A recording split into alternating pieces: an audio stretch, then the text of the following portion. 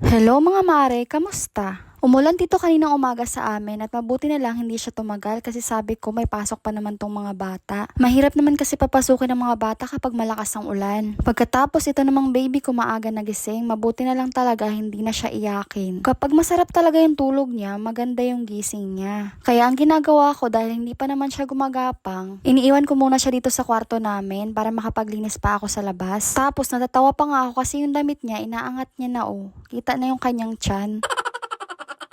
Grabe, nag-aumpisa na ngayon siya maghawak ng mga bagay-bagay. Kapag umaga talaga, nagwawalis ako dito sa bahay, tapos yung anak kong bunso, iniiwan ko lang muna sa loob ng kwarto namin. Kasi para naman hindi siya makalanghap ng alikabok. Tapos na rin maligo yung kuya Ayo namin. Hinahayaan ko na ngayon siya maligo mag-isa kapag hindi ako nagmamadali sa oras. Tapos natawa pa ako kasi manilalaman pang pasayaw-sayaw.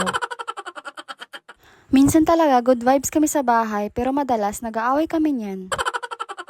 Pinapabilis ko na nga siya ng kilos diyan kasi tapos na yung pinsan niya magbihis, sabay sila pumapasok sa school. At dahil wala yung papa niya nasa work, pinasabay ko na lang siya kay tito niya na ihatid sa school. Kapag may bakanting oras ang tito niya at wala yung papa niya dahil nasa work, hinahatid talaga yan sila sa school. Pagdating naman ng hapon, nagpunta ako munisipyo kasi may inisikaso akong mga papel. Pumunta ako sa mayor's office dito sa 3rd floor. Pagkatapos ko makuha yung mga papel, umakyat ako dito agad sa taas. At grabe, ang ganda na pala dito sa 3rd floor. Medyo matagal na kasi akong hindi nakaakyat dito. Mabuti na lang at may kasabayan din akong pumunta dito sa mayor's office. At hindi ako masyadong nahiya. Pagkatapos nakalibre pa ako ng merienda. Kaya salamat po. Anyway, yun lang muna for today's video mga mare ko. Thank you for watching.